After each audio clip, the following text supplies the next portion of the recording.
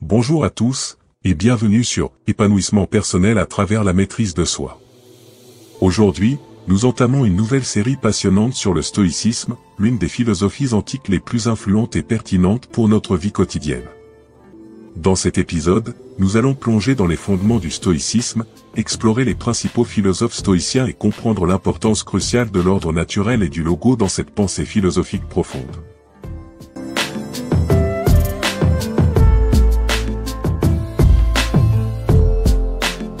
Pour commencer, qu'est-ce que le stoïcisme ?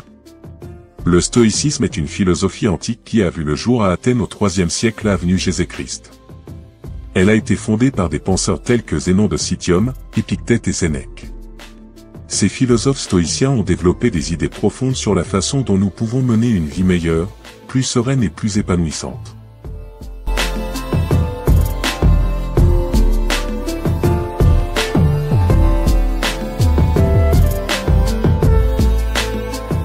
Parmi les principaux philosophes stoïciens, nous avons Zénon de Citium, le fondateur de l'école stoïcienne, qui a posé les bases de cette philosophie.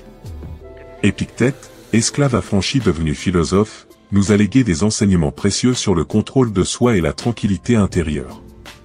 Sénèque, le célèbre homme d'État et écrivain, a partagé des idées puissantes sur la vertu et la moralité.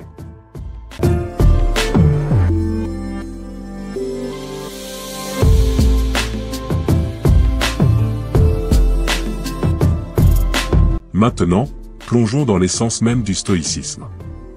Les stoïciens croyaient en un ordre naturel dans l'univers, régi par le logo, une force cosmique qui harmonise tout. Ils considéraient que les êtres humains font partie intégrante de cette nature et que notre devoir est de vivre en harmonie avec elle. Le logo représente la raison universelle, l'intelligence divine qui gouverne l'univers.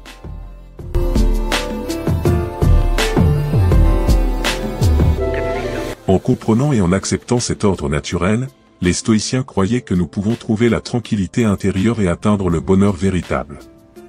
C'est en alignant nos vies avec cette réalité universelle que nous pouvons vivre une vie pleine de sens et de sagesse.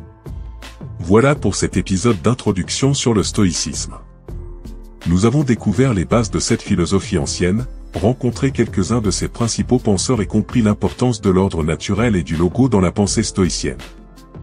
Dans les épisodes à venir, nous explorerons davantage les enseignements stoïciens et découvrirons comment ils peuvent enrichir nos vies modernes.